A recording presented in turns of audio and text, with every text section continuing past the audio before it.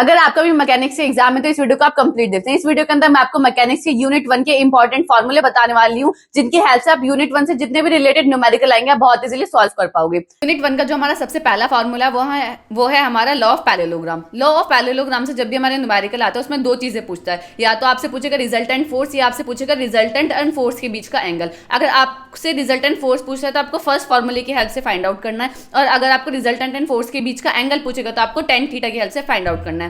इसमें आपको याद क्या रखना है कि आपने F1 कौन से लिया है, F2 कौन से लिया है। F1 हमने ये लिया है, F2 हमने ये लिया है। और ये जो कॉस अल्फा, अल्फा यानी एंगल, तो ये F1 और F2 के बीच में जो एंगल बन रहा है उसको हम बोलते हैं अल्फा। क्लियर है।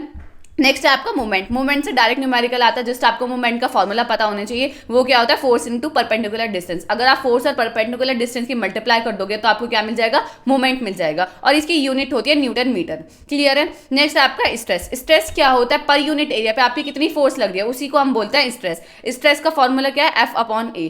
ये तो जस्ट आपको फॉर्मूला याद कर लेना है, ठीक है। नेक्स्ट आता है आपका हुक्स लॉ। हुक्स लॉ का आपको स्टेटमेंट पता होना चाहिए। हुक्स लॉ का स्टेटमेंट क्या है कि with in elastic limit stress हमारा डायरेक्टली प्रोपोर्शनल होता है किसके, स्ट्रेन की। स्ट्रेस तो हमें पता चल गया, फोर्स अपॉन एरिया। अब ये स्ट्रेन क्या होता है, स्ट्रेन होता है change in dimension upon original dimension. Clear है। जब आप प्रोपोर्शनलिटी का यहाँ से साइन हटाओगे तो यहाँ आप क्या लगाओगे, कांस्टेंट, जिसको हम बोलते हैं E, और उस कांस्टेंट को हम क्या बोलते हैं, young modulus of elasticity. Clear है। तो हुक्स लॉ भी आपको समझ आ गया। तो आपके कुछ जो इलास्टिक कांस्टेंट है उन पर डायरेक्ट फॉर्मूले हैं वो आपको पता होने चाहिए। सबसे पहला आता है यंग मॉडुलस ऑफ इलास्टिसिटी, जो कि हमने अभी देखा, जो क्या होता है स्ट्रेस अपॉन स्ट्रेन। क्लियर है। नेक्स्ट है आपका मॉडुलस ऑफ रिजिडिटी, जिसको हम डिनोट करते हैं C से, G से या N से, जिसका डायरेक्ट फॉर्मूला क्या है, shear stress upon shear strain.